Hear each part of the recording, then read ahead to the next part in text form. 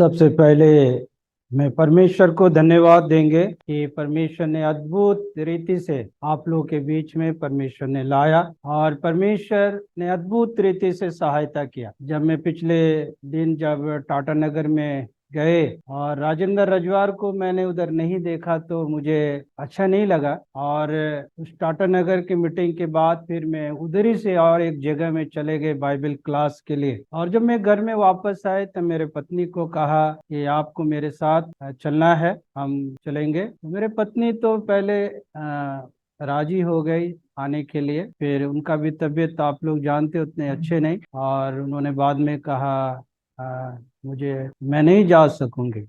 और उसी दौरान हमारा एक प्रोग्राम की बातचीत चल रहा था गढ़वा के लिए। और ये गढ़वा का सेवकाई के बारे में जब हम लोग बातचीत कर रहे थे, और उसी दौरान मैं एक परिवार में था, बाइबल स्टडी कर रहे थे। उसी दौरान मेरे मन में ये हुआ कि हम, मेरे पत्नी और मैं बैठा हूँ, तो क्यों ना मैं हमारे जोनाथन भाई को इस बात को जानकारी दूं। और जब मैंने जोनाथन भाई को कहा, मेरे साथ है भाई जोनाथन, उन्होंने तुरंत एग्री किया, हाँ मैं जाने के लिए तैयार हूँ। और उसके बाद मैंने राजेंद्र भाई को कहा, और राजेंद्र भाई तुरंत कहता हाँ, तो कोई देरी नहीं की।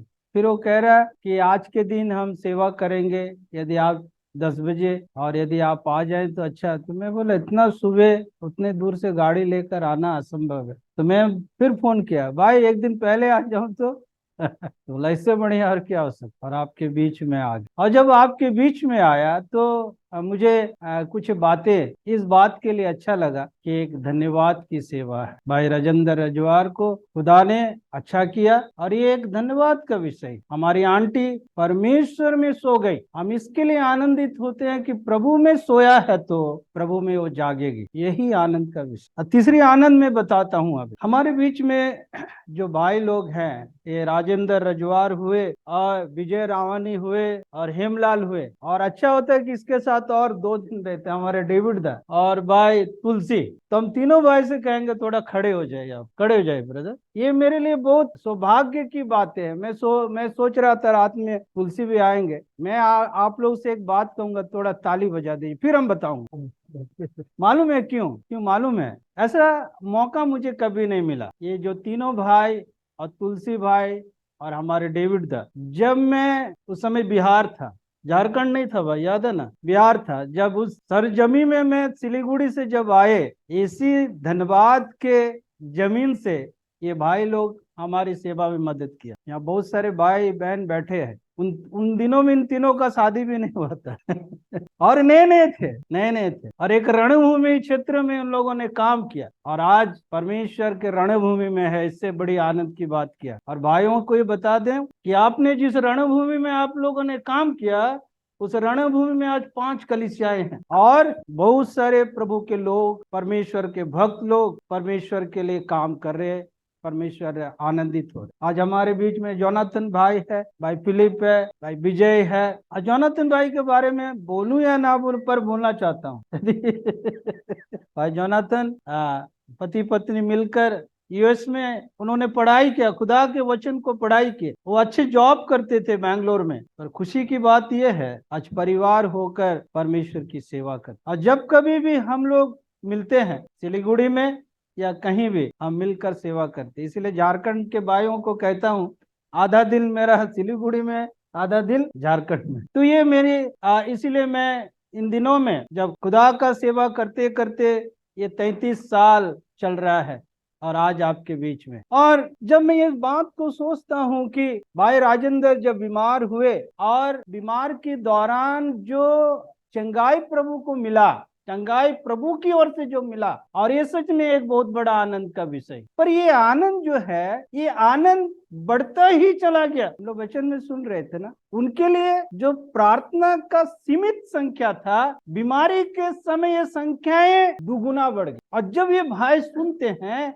देखते हैं, इसकी आनंद का पौधान जो है, परमेश्वर में जो आनंद का जो खुशी है, आनंद है, ये बढ़ता ही चल और ये बढ़ता ही। मैं इसी संदर्भ में परमेश्वर के वचन से कुछ बातें आप लोग से कहेंगे। मेरे साथ निकाले नेहमिया का किताब और उसका 8 अध्याय और उसका 10 वचन। नेहमिया और उसका 8 अध्याय और उसका 10 वचन, 8 का 10। अभी जब इस 8 का 10 को जब हम पढ़ते, नेहमिया 8 का 10 में जब पढ़ते, तो अंतिम भाग में जो अंतिम जो हिस्से में ऐसा लिखा है, यहोवा का आनंद तुम्हारा दृढ़। यानी ये जो आनंद है, ये आनंद में एक मजबूती है, ये आनंद में एक मजबूती है। हम अक्सर ये समझ सकते हैं, घर की यदि बुनियाद अच्छी तरह से डाला जाए तो हम कह सकते हैं बुनियाद यदि मजबूत है तो घर मजबूत। पर ये आत्मिक तौर से ये बात को परमेश्वर समझाना चाहता है कि ये जो आनंद है ये इतना मजबूत है,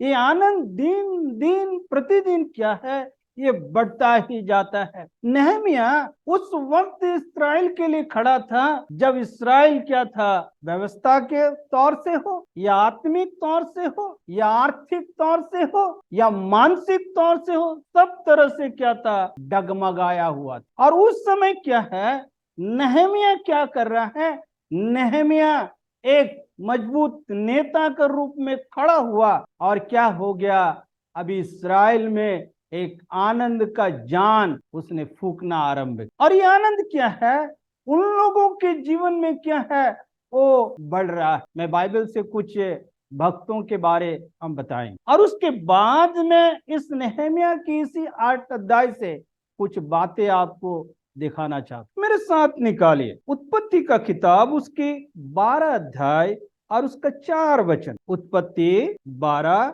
और उसका 4।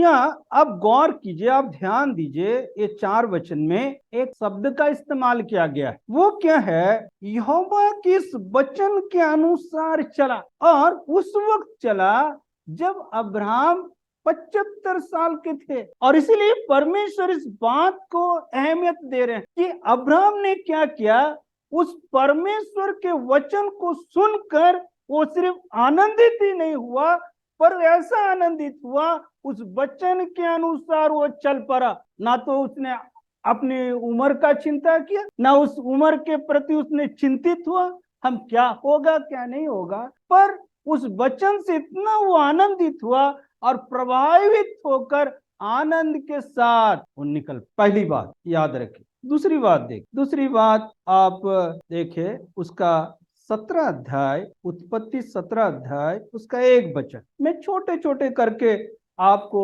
बताएंगे, ज्यादा व्याख्या भी नहीं करूंगा, पर छोटे छोटे बातें बोलकर कुछ सीखने की हम कोशिश करेंगे। पढ़िए। हाँ।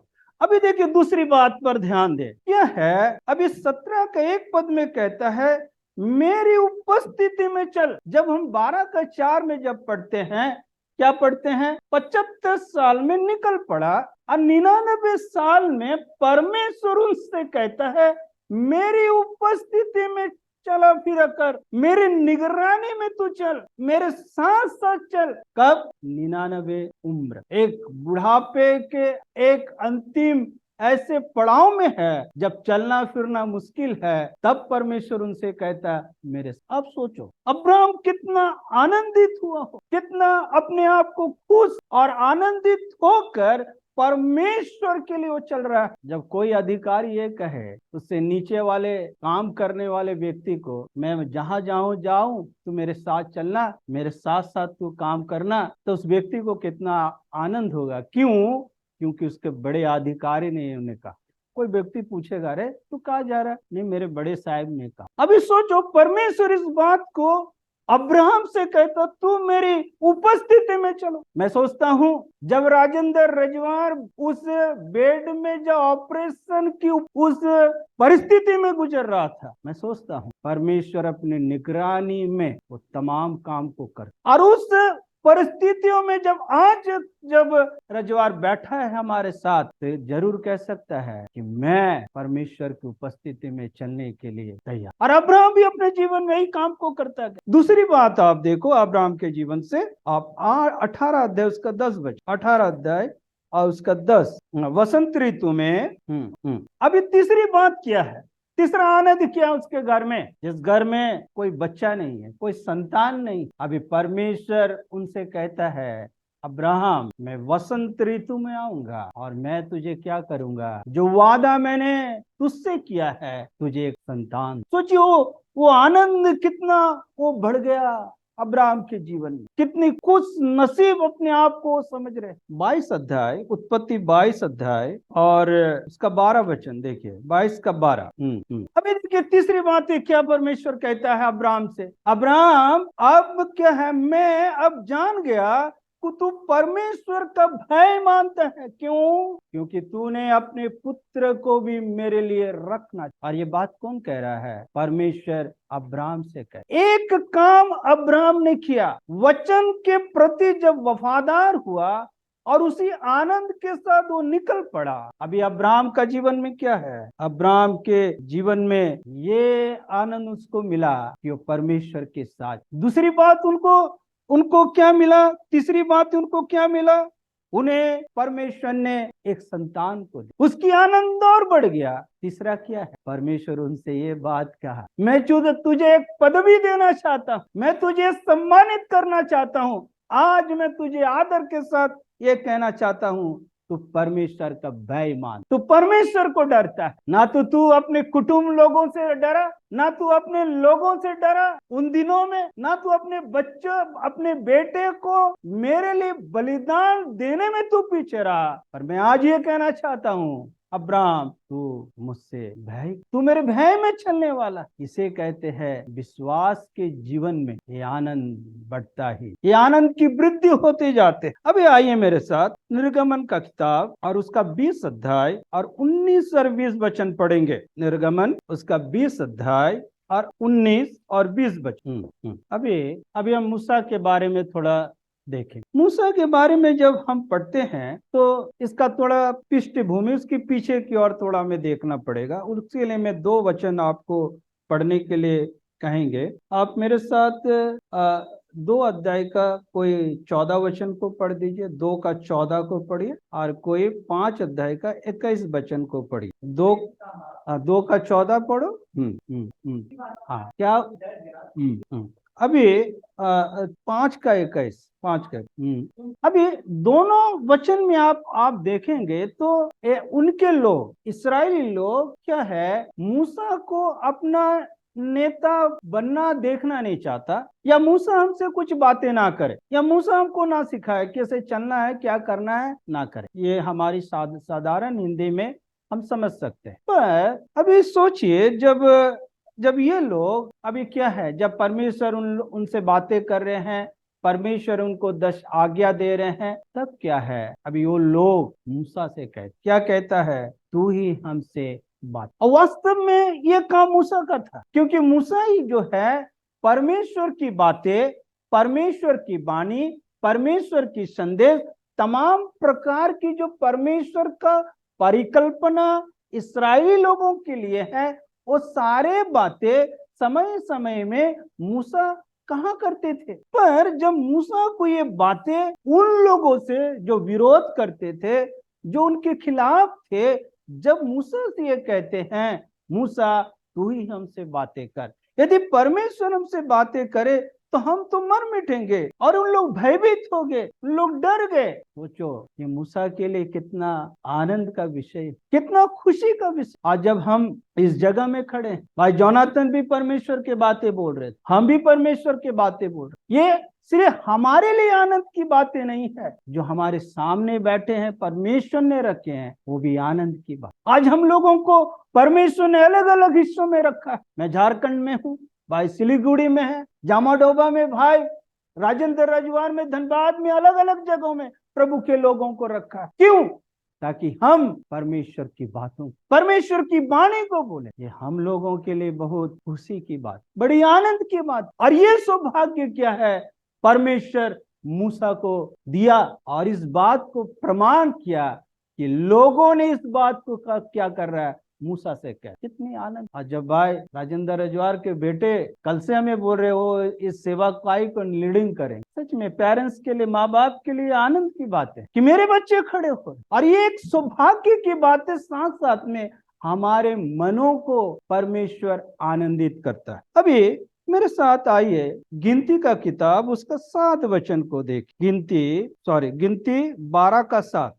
हाँ, ये बातें कौन कह रहा है? हाँ, विश्वास योग शब्द कि कौन कह रहा है? हाँ, आप जोर से बोलो। परमेश्वर कह रहा है। जब हम सिलीगुड़ी बोले, जब त्रिपुरा में एक जगह अगरतला में हम लोग सुषमाचार के काम हम लोग कर रहे थे, तो एक तमिलनाडु के एक ब्रदर थे, विजय बोलकर, बहुत साधारण थे, बहुत गरीब विश्वासी, और एक रबड़ बोर्ड में वहाँ के कर्मचारियों का खाना बनाते। पर वहाँ के जो बड़े अधिकारी थे, वो हम लोगों से एक बार उस विजय के बारे में बताया कि ये जो विजय भाई जो है बड़े ईमानदार है, वो बड़े ईमानदार। क्यों? यदि उसको 100 रुपया दिया गया, 100 रुपया में यदि उन दिनों में, मैंने आज से जो मैं करीब 25 साल पहले की बात बता रहा, कि यदि 100 रुपया में यदि 1 रुपया भी बच जाए तो विजय वो पैसे को भी वापस कर। विजय को कोई भी काम दिया जाए तो उस काम में वो विश्वास योग्यता से, क्यों मालूम है? क्योंकि विजय एक प्रभु का। अब एक अन्य जाति व्यक्ति हम लोगों को विजय के बारे में, उसकी विश्वास योग्यता के बारे में बोल रहे, तो उसके बातों को सुनकर हमें गर्व महसूस होगा। क्यों? क्योंकि एक प्रभु का जन इधर है, गरीब हो सकता है, साधारण हो सकता है, वो पढ़ लिख नहीं सकता है, परंतु प्रभु में क्या है? विश्वास। अभी ये बातें क्या है? परमेश्वर अपने लोगों से कहता है, परमेश्वर अपने जनता से कहता है। तुम लोग क्या सोचते हैं? तुम्हारे जैसे है, तुमको एक काम देने से तुम बहाना लगाते हो, तुमको 2 काम देने से तुम उसका आधा भी नहीं करते हो। पर मूसा ऐसा नहीं है। परमेश्वर उनके बारे में कहता है, परंतु मेरा दास मूसा ऐसा नहीं, काम चोर नहीं, अविश्वास योग्य नहीं, पर वो क्या है? वो तो मेरे सब घरानों में विश्वास। अभी सोचो, इस शब्द को सुनकर मूसा के जीवन में आनंद से कितना उनका जीवन आनंद से भरपूर हो गया। इसलिए मैं प्यारो ये बात कहा कि प्रभु हमारे जीवन में क्या है, हमारे आनंद को दिन प्रतिदिन क्या करता है? वो बढ़ाते रहते। यहोशू का जीवन में देख, यहोशू का किताब उसका 3 अध्याय और उसका 7 वचन। यहोशू उसका 3 और उसका 7। अभी मेरे साथ और एक वचन पढ़िए आप। 1 अध्याय उसका 2 वचन पढ़ लीजिए। 1 अध्याय का 2, 5 वचन, उसी का 1 का 5। अभी इस्राएल देश में कोई नेता नहीं, इस्राएल नेता विहीन जीवन में जी रहे, और इसलिए परमेश्वर ने यहोशू से कह रहा है, यहोशू देखो मेरा दास जो है मूसा मर गया है, और इसलिए तू क्या है, तू 2 वचन में पढ़ते, मेरा दास मूसा मर गया, इसलिए अब उठ, तू कमर बांध और सारी प्रजा समेत यरदन पार होकर उस देश को जा जिसे उनको अर्थात इस्राएल को।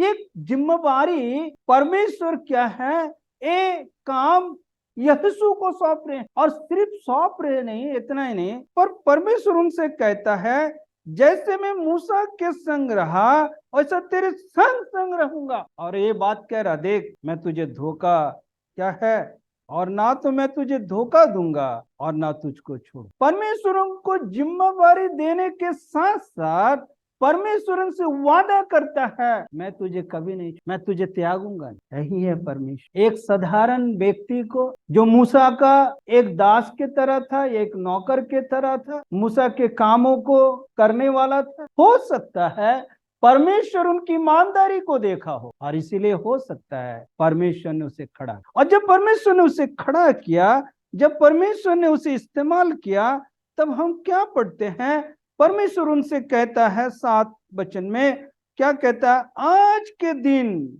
मैं सब इस्राएल के सम्मुख तेरी प्रशंसा करना आरंभ कर। और ये भी बहुत बड़ी बात। अक्सर माँ बाप अपने बच्चों की प्रशंसा करना, वो पीछे नहीं रहते, वो जो भी हो, जैसे भी हो, जब भी मौका मिले अपना बच्चों की प्रशंसा वो करेंगे। ये बात सच। पर सोचिए, सृष्टिकर्ता परमेश्वर यहोशू की प्रशंसा करता है, मैं तेरी तारीफ करना चाहता हूँ। वो भी क्या है?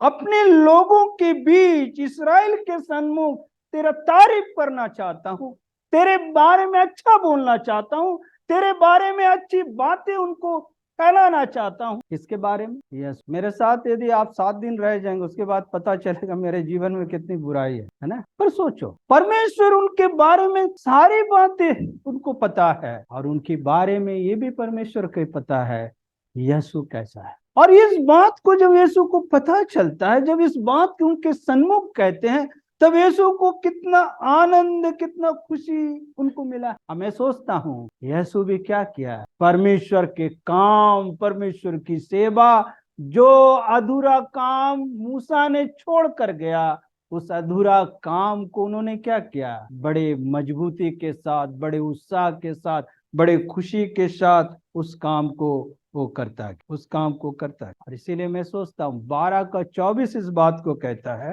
यीशु का किताब 12 का 24 देख 12 का 24। हाँ, आप जब 12 अध्याय को जब आप पढ़ेंगे, फिर उसके बाद 7 से पढ़ेंगे, सारा राजा का नाम है, एक नंबर, एक संख्या है। करीब उसने 31 राजा को पराजय किया, 31 राजा को उसने परास्त किया। आप सोचिए, उस जय को प्राप्त किया। यीशु कितना अपना जीवन में खुश और आनंद महसूस किए हों, जो काम मूसा ने नहीं कर पाया, और उस काम, अधूरा काम को परमेश्वर ने मुझे दिया। और मैं क्या हूँ, परमेश्वर मुझे छोड़ा नहीं, मुझे त्यागा नहीं, मुझे किसी भी ऐसा परिस्थिति में मुझे त्यागा नहीं, पर परमेश्वर मुझे हर एक जगह विजय को दिला, जय को उसने दिला। और इसलिए परमेश्वर अपने आत्मा की अगुवाई से उस संख्या को लिखता है, 31 राजाओं को उसने पराजय। कितना आनंद की बात, कितनी खुश महसूस हुआ। और इसलिए मैं सोचता हूँ वो क्या कर रहा है अभी।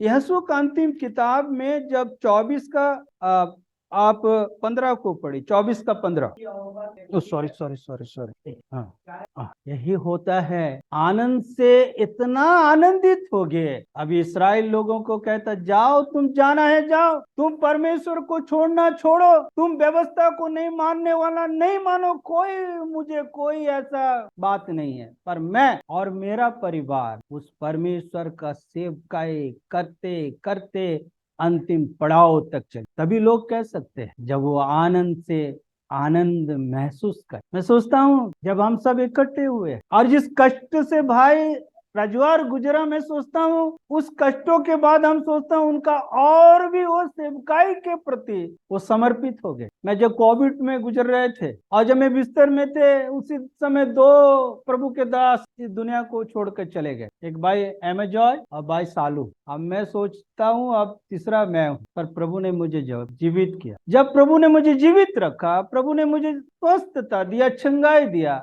मैंने जीवन में ठान लिया कि मैं उस सेवकाई को और ज्यादा कर। ये मौका प्रभु ने मुझे दिया है, मैं और आनंद से प्रभु की सेवा। पर बाद में मैं क्या देखता हूँ, समस्या तो बढ़ता ही जाता है। पत्नी की ऐसे कैंसर से गुजरना पड़ा, आज भी बीमारियां में है, तकलीफ में है। क्या मैं घर में बैठा रहूं? नहीं, फिर भी हम लोग उसी आनंद से, उसी खुशी से हम लोग काम कर, जनवरी फरवरी में एक अच्छा हम लोग आउटरीच कर सकते, वही आनंद के साथ कर सकते। और यही आनंद की बातें यीशु भी अब कहते हैं, अरे जीवन में तुम लोग मेरे साथ था, मेरे बगल में था, मेरे साथ खड़ा था, और तुम लोग क्या किया? अभी छोड़ते हो तो छोड़ो, जाना है तो जाओ, पर मैं और मेरा परिवार क्या करेंगे? प्रभु की सेवा, प्रभु की। और इसीलिए जब हम 1 कोरिन्थी 15 का 58 में जब पढ़ते हैं, परमेश्वर में किया गया परिश्रम कभी क्या है? व्यर्थ नहीं होता प्यारो भाई। और मैं ये भी कहना चाहता हूँ, प्रभु में जो भी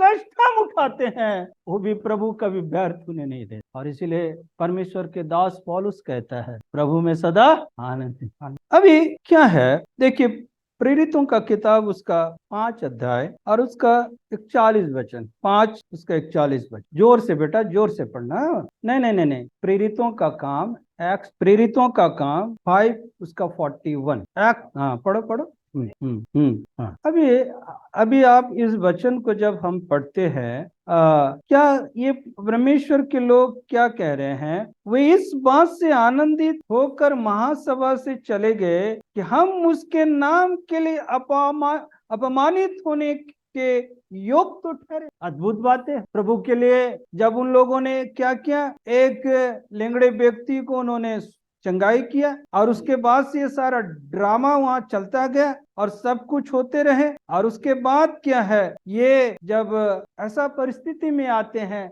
महासभा में उनको बुलाया गया, उसको निंदा क्या किया, उन्हें अपमानित किया, अशब्द कहे। पर परमेश्वर के लोग क्या कह रहे, परमेश्वर के शिष्य क्या कह रहे, कहते हैं उन लोग वो बात कह रहे हैं, उसके नाम में अपमानित का योग तो हम बने। प्रभु के लिए अपमानित होना, अभी आज के जमाने में जैसे भाई व्हाट्सएप के बारे में कह रहे, मैं किसी के विरुद्ध में नहीं कहता और हमारा ये अधिकार भी नहीं, छोटे कुछ भी समस्या हो सबको खबर हो जाती। पर उन दिनों में सोचो, जब आप प्रेरित के किताब को जब आप पढ़ेंगे, उन लोग परमेश्वर के लिए सुसमाचार के प्रति कितने उन लोग दुख उठाए। पर हम क्या पढ़ते हैं, बार बार अलग अलग तरीकों से उन लोग हमेशा आनंद और खुशी को महसूस करते हुए, प्रभु में आनंदित होकर उन लोग परमेश्वर के काम को उन लोग करते, परमेश्वर के काम को करते। तो हमने क्या देखा कि क्या है, अब्राहम अपने जीवन में क्या है,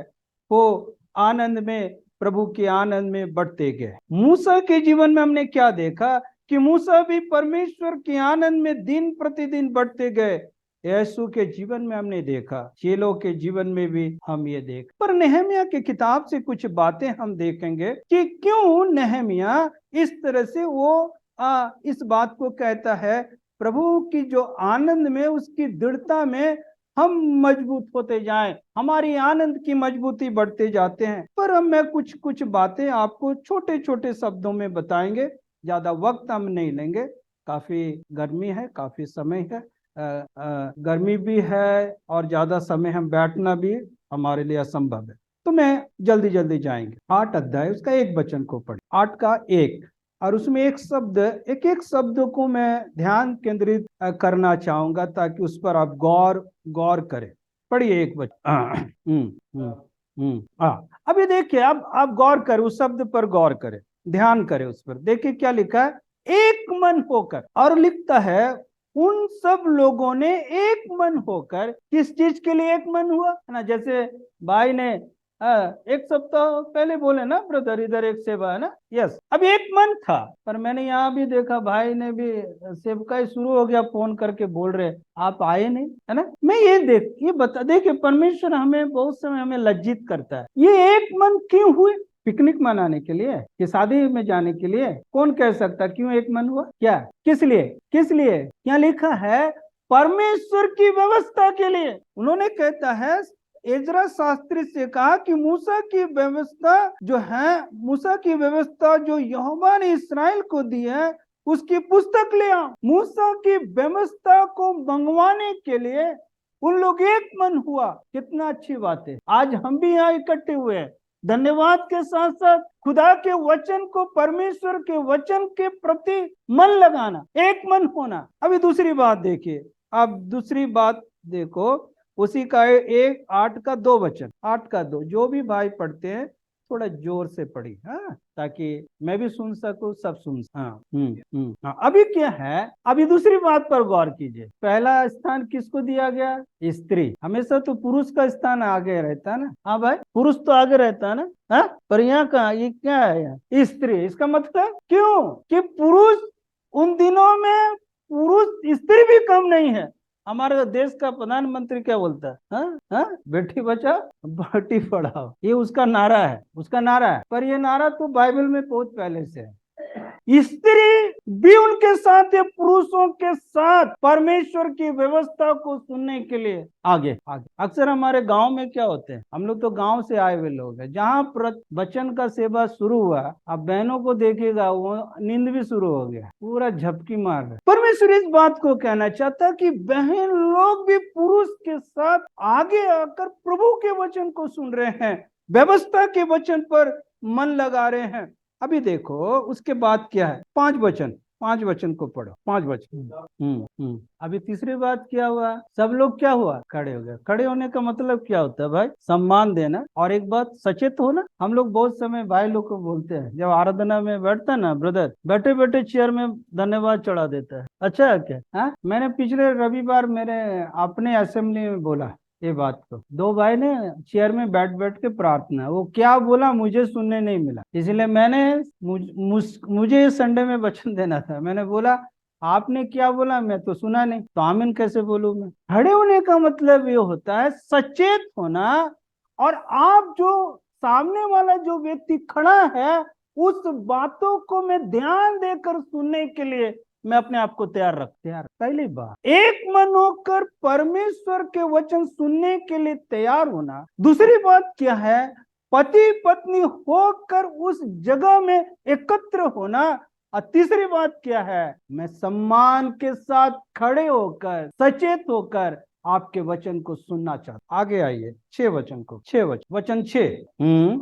इसका अर्थ क्या है, जब नीचे में आप जब पढ़ते हैं क्या है, भूमि पर टेक कर यहोवा को दंडवत किया। इसका मतलब यह है आप जो कहे हैं उस वचन को मैं क्या है आदर के साथ सम्मान करता हूं, मानने के लिए अपने आप को मैं समर्पित। और इसीलिए उन्होंने क्या किया, दंडवत कर, सिर्फ सुना यही नहीं, उन्होंने प्रणाम किया। अभी 8 वचन को पढ़िए, उसी का 8 वचन। अभी लोग क्या है पाठ को समझ। अभी पिछले दिन बीबीटीआई में क्या हुआ जवानों का, हाँ पानी का बात छोड़ो, वो तो अलग बात है। आप लोग गया ना, जवान लोग गया ना वचन सीखने के लिए। अभी कितने जवान जामताड़ा देखने के लिए गया होगा, কেমন আছে जामताड़ा देखी है, কটা रूम আছে, है কেমন করে পড়া হচ্ছে, বাংলা समझते कि नहीं है? तो बहुतों का अलग अलग सोच होगा, पर आप सोचो उनमें से कितना जन वचन सीखने के लिए गया, कितना समझा होगा। हमको संतोष बोला 150 जन आया है, तो मैं बोला मेरा एंट्री होगा क्या, मैं भी सीखना चाहता हूँ। बोला आपको तो ऐसे एंट्री है कहने का मतलब मैं ये कहना चाहता, कितना जन कितना नौजवान सच्चे दिल से समझा होगा, सीखने के लिए गया होगा। पर इधर हम पढ़ते हैं एजरा इस बात को कहता, व्यवस्था की पुस्तक पढ़कर अर्थ समझा दिया और लोगों ने पाठ को समझ लिया। सप्ताह का दूसरा सप्ताह जब हम लोग आते हैं मंडली में, अच्छा पिछला सप्ताह जो वचन दिया था क्या वचन था, तब क्या करेगा, इधर उधर देखता है? 10 में से 1 जन जवाब देगा। कहने का मतलब क्या है, ध्यान, परमेश्वर ये बातें सिखाता है हमें, हम ध्यान पूर्वक वचन को सुने, और जब ध्यान पूर्वक हम सुनेंगे तब हम जरूर समझेंगे। जरूर, हम सुनते नहीं इसलिए समझते नहीं। ये कहावत आप लोग सुना होगा, पता नहीं मैं अब फिर दोबारा बोलूं या ना बोलूं, थोड़ा थोड़ा हंसना भी चाहिए ना, अभी पूरा गर्मी हो गया एक दाढ़ी वाला प्रचारक थे, लंबा दाढ़ी ना, ये तो पुराना बात है फिर भी बोलना चाहता। तो प्रचारक के दाढ़ी थे, लंबे दाढ़ी, और प्रचारक बड़े मजे से प्रचार दे कर रहे। पर प्रचारक का ध्यान गया कि एक बहन बहुत रो रही है, एक बहन बहुत रो रही है। तो प्रचारक सोचा कि मेरे प्रचार से उसका दिल में बहुत लग गया, प्रभु का वचन उनका दिल में काम किया। जब प्रचार खत्म हो गया तो बहन से प्रचारक पूछता है, बहन जी आप क्यों रो रहे? तो बहन बोला, पास्टर साहब आपका दाढ़ी देखकर मेरा राम छागोल को याद आया, क्योंकि वो कुछ दिन पहले गुम हो गया, ऐसे लंबा दाढ़ी था, इसलिए वो बकरी को याद आया, और उसको देखकर उसको बातों को सोचकर मुझको बड़ा रोना आ रहा था। आप सोचिए प्रचारक बड़ा उत्साह के साथ गया, और प्रचारक को क्या महसूस हुआ वो तो ही जाने। आज बहुत सारे विश्वासियों का ही हालत, हमें ध्यान से सुनना पड़ेगा, ध्यान से समझना पड़ेगा। अभी देखिए 9 वचन को पढ़िए, अब देखिए कितनी गहरी बात है। 9 वचन। हाँ देखिए, सब लोग परमेश्वर की व्यवस्था के बातों को सुनकर रो रहे हैं, क्यों मालूम है? इस्राएली, मैंने पहले कहा इस्राएली ऐसे आत्मिक संकट से गुजर रहा था, आत्मिक अहंकार से गुजर रहे थे, और उस समय क्या किया, इजरा इस्राएल को सुधारने के लिए परमेश्वर की व्यवस्था को उन्होंने क्या किया, आगे लाया। और उन्होंने क्या किया, सब लोगों ने क्या किया, क्या पुरुष हो क्या स्त्री हो, परमेश्वर के वचन को सुना, और लोग खड़े होकर सुना, परमेश्वर के वचन को सम्मान दिया, आदर दिया, और क्या हुआ, उनके दिलों में, उनके हृदय में परमेश्वर का वचन काम करने लगा, उनके गलतियों को समझने लगा, उनके गलती को महसूस करने लगा, और लोग क्या है, पश्चाताप के साथ रोना। अब ये रोना, ये इनका रोना खुशी में कन्वर्ट हो गया, इसका रोना आनंद में तब्दील हो गया। इसीलिए क्या है, हम 8 अध्याय का 10 पद में पढ़ते हैं, क्या है? परमेश्वर का आनंद क्या है? आज हमारा बीमार हो या हमारा समस्या हो, हमारा कष्ट हो, हमारा तकलीफ, वो दुख वो आनंद में परिणत कर। और इसराइल के जीवन में भी ऐसा प्रभु का आनंद, प्रभु का आनंद हमें क्या करता है? हमें मजबूत मजबूत मजबूत बना। और यही बात जब हम एक दो पद देखकर हम समाप्त करें। मेरे साथ निकाले मत्ती का सुसमाचार 28 अध्याय का 20 वचन को पढ़े। अक्सर इस बात को पढ़ते, पर एक बातें वहां से हम बातें को देखना चाहेंगे, तब प्रभु हमें और आनंदित करेंगे।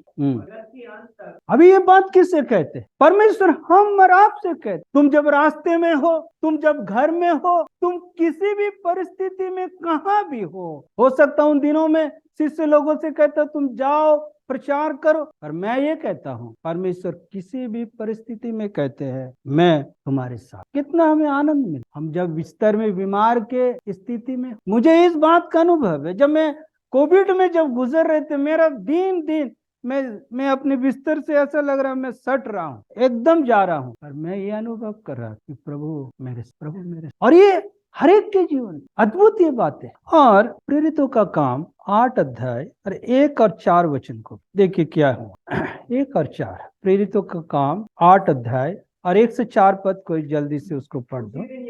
बड़ा उपद्रव होने लगा और प्रेरितों और भक्तों ने ये बड़ा उजाड़ हर घर पुरुषों और स्त्रियों की घसीट कर बंदीगृह में डालता। तो तितर बितर हुए थे वो समाचार सुनाते हुए। अभी देखिए जब हम इस आयत को पढ़ते हैं, कलीसिया तितर बितर का मतलब यह है परिवार भी तितर बितर हो गए। पत्नी एक तरफ, पति एक तरफ, बच्चे एक तरफ, संपत्ति एक तरफ, छिन्न भिन्न हो गए। और क्या है? परमेश्वर की उस आनंद के प्रति इतने समर्पित है, यो दुख के समय में भी आनंद का सुसमाचार सुनाने में कतई पीछे नहीं। प्रिय विश्वासी, आज ये बात कहना चाहते, ये जगत हमारा नहीं, ये संसार हमारा नहीं, हम एक मेहमान के तरह। हमारा मित्र ये दुनिया नहीं, हमारा शत्रु भी नहीं। और इस कष्ट के घड़ी में भी, दुख के घड़ी में भी हम सुसमाचार के प्रति आनंद के साथ आगे आना हो, ये संकल्प लेना पड़ेगा। हर एक विश्वासी को लेना पड़ेगा, हर एक बहन को लेना पड़ेगा। ये बातें आपसे कहना चाहता। यदि इस बात में हम ईमानदार नहीं है तो हम प्रभु के सामने विश्वास योग भी नहीं। प्रेरित उसका 12 अध्याय उसका 17 वचन निकालिए। फिर कहा याकूब और भाइयों को ये बात कह देना, तब निकल कर दूसरी जगह। अभी पतरस के बारे पढ़ते हैं। अभी पतरस उन लोगों से उनसे मिलने के लिए आया। आप सोचो, एक व्यक्ति जेल में बंद है, कोई गलती नहीं, कोई भूल नहीं, जेल में बंद है। कलीसिया उसके लिए प्रार्थना करते हैं। पतरस तो आराम से, ठीक है अभी मैं कुछ समय आपके साथ बिताना चाहता। मैं क्यों इस पद को पढ़ा है मालूम है? आप उस पर गौर दीजिए। क्या है 17 वचन में क्या है लिखा मालूम है? वो क्या है? वो कहता है उनको बताया प्रभु किस रीति से उसे बंदीगृह से निकाल लाया है।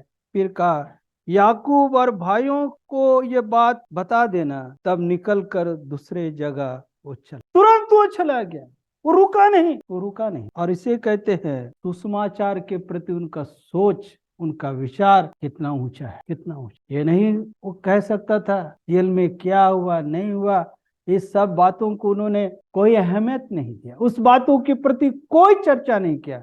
बस मेरे भाई को बता देना, अब मैं जा रहा हूं। और इसे ही कहते हैं किसी भी परिस्थिति में वो आनंद जो है हमें प्रभु के लिए मजबूर करता है कि हम प्रभु के लिए हमेशा क्या करूं? आनंद के साथ उसके पैगाम को हम दूसरों को बता। अंतिम पद पढ़कर मैं समाप्त करूं। लूका रचित सुसमाचार उसका 10 अध्याय और उसका 20 वचन। लूका 10 उसका 20। प्रभु ने क्या कहा? प्रभु ने ये कहा तुम्हारा नाम स्वर्ग में है, लिखा है, इस बात के लिए तुम क्या करो? आनंदित। प्रिय, आज प्रभु इस बात को हमें कहना चाहते। क्या हम में से कोई ऐसा बैठा हुआ जिसका नाम जीवन के पुस्तक पर नहीं? यदि उसका नाम जीवन के पुस्तक में नहीं है तो उससे बड़ा दुखित पुरुष भी, दुखित स्त्री भी कोई नहीं, उसके जैसा दुखित नौजवान और नौवती भी कोई नहीं। प्रभु आज हमें और आपको कहता, बेटा तुम्हारा नाम स्वर्ग में लिखा है, इसलिए तुम आनंदित। कुछ सच में इतना इससे बड़ा आनंद और कुछ। आज हमारा नाम जीवन की पुस्तक में, इसलिए नहम्याह की किताब में कहता है प्रभु का आनंद वो दृढ़ है, वो चट्टान की तरह मजबूत है। उस आनंद को तुम्हारे हाथ से कोई दुनिया का कोई भी ताकत तुमसे छीन नहीं। अब्राहम उस आनंद के साथ बढ़, मूसा वो आनंद के साथ बढ़ता है, यीशु उस आनंद के साथ बढ़ता रहा, परमेश्वर किस चीज से वो आनंद के साथ बढ़ता रहा। आज कलीसिया कैसे भी परिस्थिति आए, आज हम मंडली होकर प्रभु के आनंद के साथ हम बढ़। प्रभु ये छोटे से वचन से हम सबको आशीष दे और परमेश्वर के नाम की महिमा हो। धन्यवाद।